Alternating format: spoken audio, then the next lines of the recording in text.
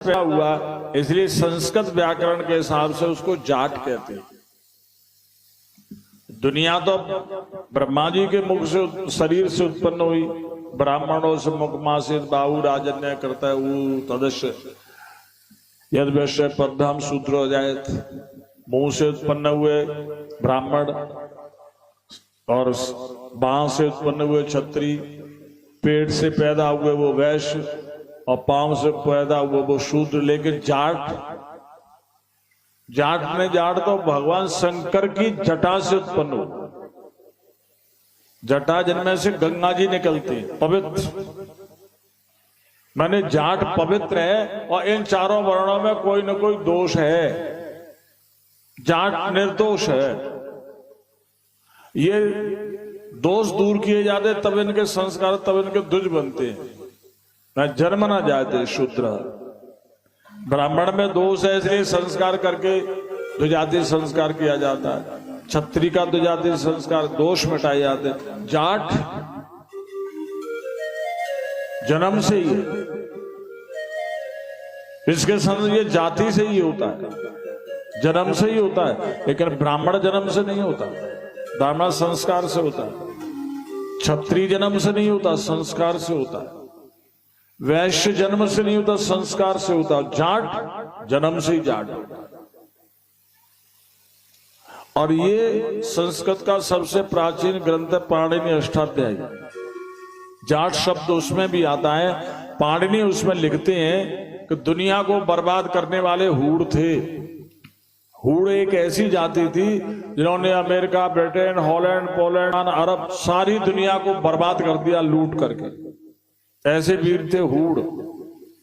लेकिन जब वो दुनिया को बर्बाद करने वाले, लूटने वाले हूड़ जब भारत में आए तो जाटों ने इनको बर्बाद कर दिया। दुनिया को जीतने वाले हूड़ों को जाटों ने जीत लिया। इसलिए जाटों के बराबर कोई वीर आज तक नहीं हुआ और न होगा।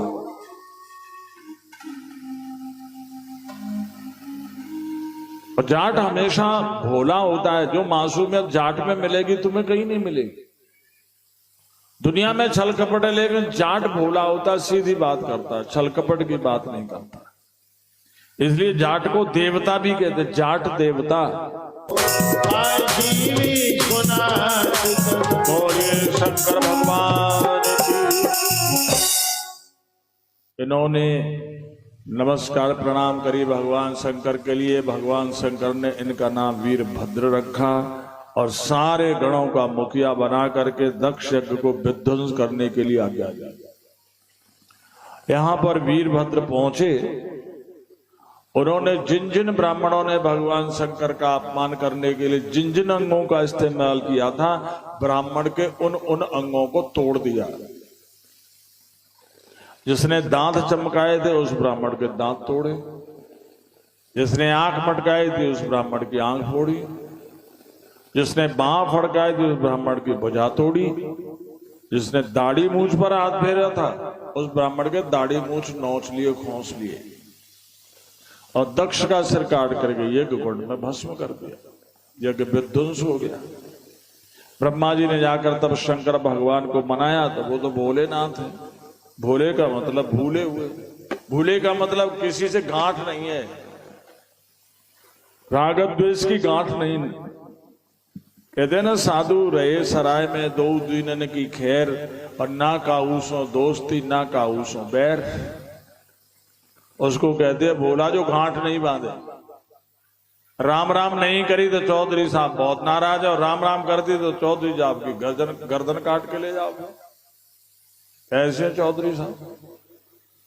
भगवान शंकर फिर दक्ष प्रजापति के यज्ञ स्थल में पधारे। वहां कहा कि जिनकी आंखें फूट गई, मित्र